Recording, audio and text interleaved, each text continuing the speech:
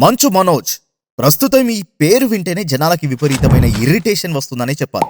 ఒకప్పుడు ఇండస్ట్రీలో అడపాదడపా కొన్ని సినిమాలు చేసిన మనోజ్ ప్రస్తుతం సినీ పరిశ్రమలో ఫ్లాప్ హీరోగా మిగిలిపోయాడు.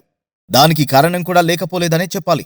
ఎప్పుడూ షూటింగ్కి టైంకి రాకపోవడం, ప్రొడ్యూసర్ల దగ్గర అడ్వాన్స్ డబ్బులు తీసుకుని షూటింగ్లు ఎగ్గొట్టడం, తోటి హీరోయిన్స్తో అసభ్యంగా ప్రవర్తించడం, ఇలా మనోజ్ గురించి ఒక్కటేమిటి, చాలా మందికి తెలియని ఎన్నో రహస్యాలున్నాయి.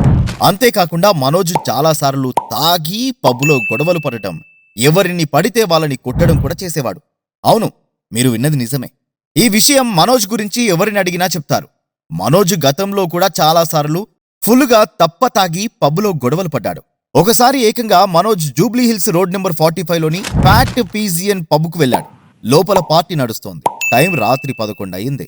మ్యూజిక్ తక్కువగా ఉండడంతో ఒక్కసారిగా సౌండ్ మొత్తం పెంచాలని ఆ పబ్ నిర్వాహకులను మనోజ్ బెదిరించాడు.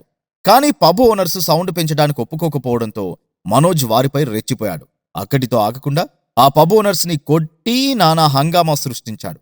అక్కడ ఉన్న పబ్లోని ఫర్నిచర్ మొత్తం ధ్వంసం చేశాడు.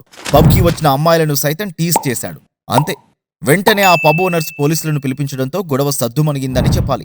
ఇక్కడ కూడా మోహన్ బాబు తన తండ్రి ప్రేమ చాటుకుని ఆ పబ్ యజమానులకి పర్సనల్ గా రిక్వెస్ట్ చేయడంతో మంచు మనోజ్పై పోలీసులు కేసు నమోదు చేయలేదు.